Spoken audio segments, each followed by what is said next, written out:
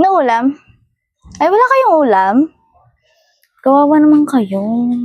Ay, huwag niyo na akong tanungin kung kumain na ba ako. Kumain ako sa labas. Kumain ako ng Jollibee. No?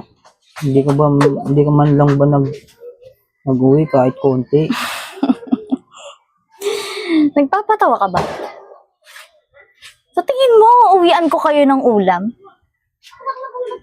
Pabigat na nga kayo dito, tas gusto nyo, uuwian ko pa kayo ng ulam? Hindi ka naman ganyan, no? Haba naman. Huwag ka naman ang magsalita ng ganyan, anak. Magulang mo pa rin kami. Pakialam ko kung magulang ko kayo. Dapat nga, di ko na kayo obligasyon eh. Di ko na nga maalagaan yung sarili ko, dinagdagan pa ako ng 2 alagain. Nak, alam mo naman, pares kami may sakit ng mama mo at di na makapagtrabaho. Sakit? Kung na lang naman yung inaasahan namin eh. May sakit? Naku! Nag-iinarte lang na naman kayo. Ay, sakit. Ito nga, ngayon eh, sumasakit yung paa ko. Tanong ko lang sa'yo, nakabili ka ba ng gamot? Wala na. Pinang-shopping ko na. Pila ng kamot. Nag-iinarte lang kayo. Pasensya ka, anak, Kamot. kung naging pabigat kami ng papa mo sa'yo. Ano magagawa ng pasensya? Pinahihirapan niyo ko. Pagod na ako sa trabaho ko.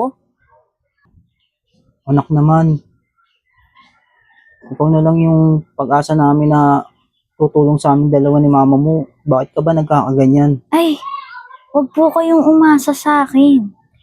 Dahil kahit anong gawin niyo, wala kayong maaasahan sa akin. Kaya mo, anak, pag naging okay na yung pakiramdam namin ni Papa. Sa tutuusin nga, mas malakas pa yung katawan niyo sa kalabaw eh. Ikaw pa, pwede ka mag-construction worker. Ikaw ma, maglaba-laba ka ng mga damit ng mga kapitbahay. Kung ayaw niyo ng mahirap na trabaho, pwede naman yun, di ba? Kaya mo, anak, pag naging okay ng pakiramdam namin ni Papa, susubukan ko kung Ano naman meron- tayo? Siya. Magpapahinga na ako. Daming sinasabi. Inis. Hindi ko na alam kung bakit nagkakaganyan ang ugali ng anak mo.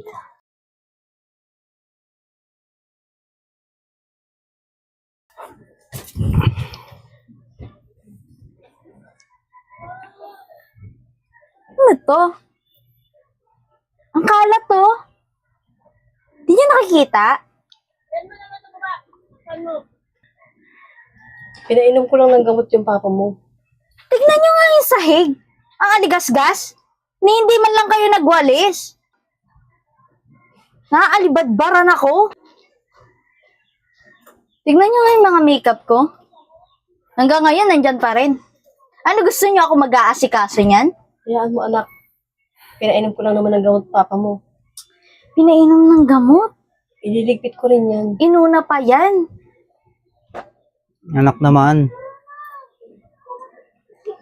Anak naman. Katatapos lang naman magugas ang pinggan ng mama mo. Kanina pa ako nag-aayos sa taas. Hanggang ngayon, pinggan pa din. Huwag kang mag-alala. Medyo nawala yung pananakit ng tuhod ko eh. Siya. Mag-iims ako dito. Ayoko nang marinig yung mga reason nyo. Dami yung reason. Maglilinis lang ng bahay. Alis na ako. Anak, saan ka na lang pupunta? Anak!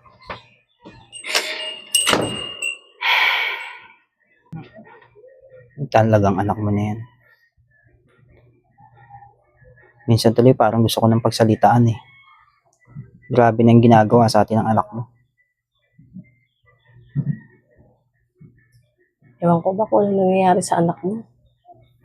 Bakit nagkakaganyan siya?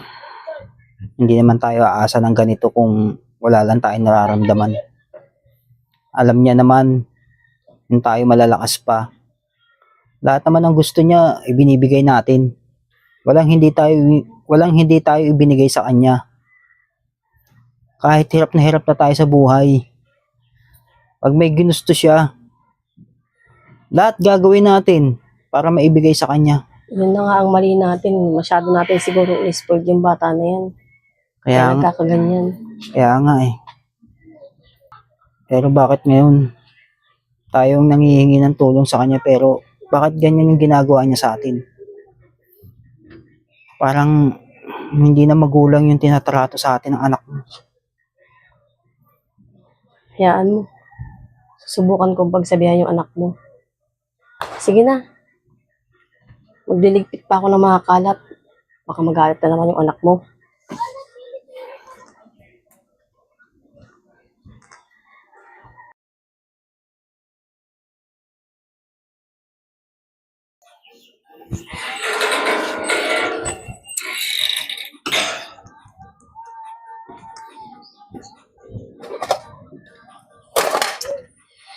Ma!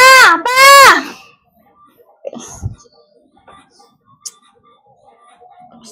Nasaan na kayo? Ang buwisit talaga. Anak, ba't ang aga-aga ang ingay mo? Ano na naman to? Ito na naman nakita ko sa lamesa. Anak, pagpasensyahan mo na. Pasensya na naman.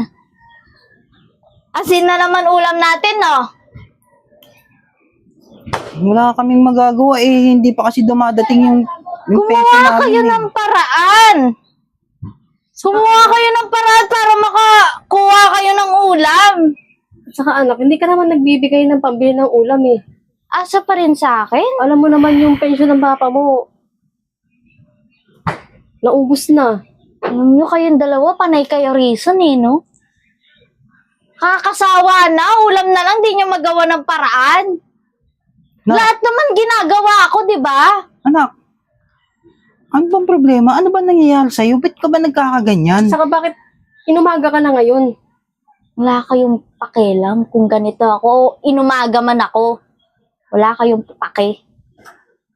Anak, sumusobra ka na. Alam mo ba yun? Anak, may paki kami kasi anak ka namin. Nag-iisa ka pang anak. Wala akong pake sa inyo. Sa opinion yung dalawa. Desisyon ko to, buhay ko to. Anak, magulang mo yung kausap mo. Hindi kami ibang tao. Alam nyo kayo, wag na nga kayo magsalita. Naririndi na ako sa inyo eh. Anak naman, huwag ka Puro naman kayo ganyan sa reason. amin. Eh, Oh, anong nangyari sa'yo? ay, Ano nangyari sa'yo, anak? ang sakit. Anak! Uy! Ano nangyari sa'yo? Anak! Anak. Uy! Ano nangyari sa'yo? Uy! Tumawag ka ng tulong, dali! Dali natin sa ospital. Anak, Bisa mo.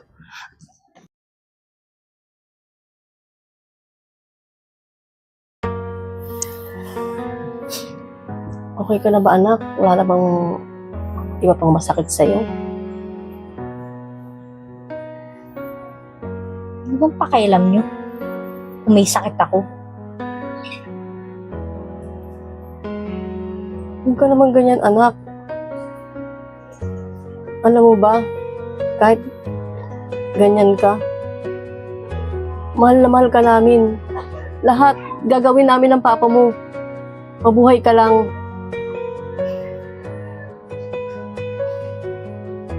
Ano bang problema nyo? Hindi ko naman kailangan ng tulong nyo eh. Sana hinayaan nyo na lang ako.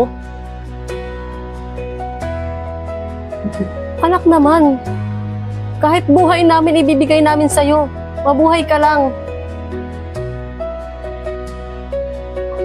Anak naman, huwag ka naman ganyan. Lahat gagawin namin para sa'yo. Mabuhay ka lang. Tigil nyo nga yung drama nyo. anak, huwag ka naman masyado magalaw. Sariwa pa yung sugat mo. Huwag ka naman ganyan, anak, dahil bagong opera ka. Alam mo ba na wala na isang kidney mo? Tapos, alam mo ba na isa na lang yung kidney mo?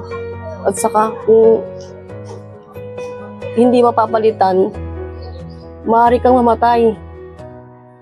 Kaya, nagdesisyon si Papa na yung isang kidney niya, ibigay niya sa'yo. Ano?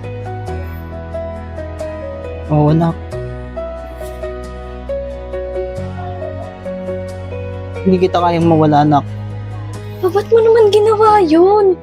Lahat gagawin ko para sa anak ko. Kahit buhay ko pa yung kapalit. Tinarantado ko kayo! Bakit ganyan yung ginawa mo?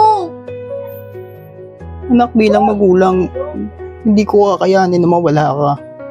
Kaya, kahit sa bingit ng kamatayan ko, gagawin ko. Ano naman? Mabuhay ka lang.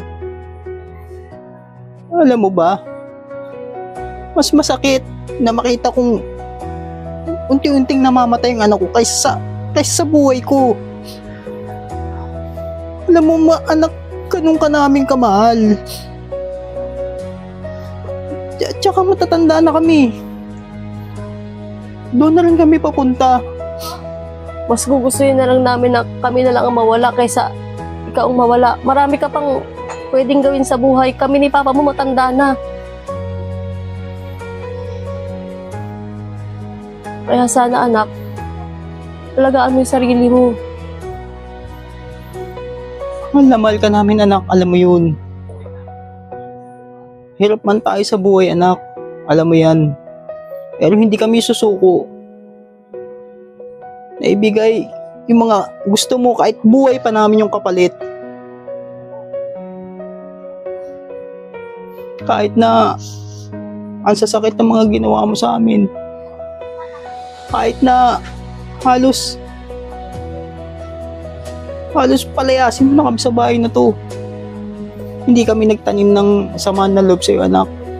Dahil ganun ka namin kamahal.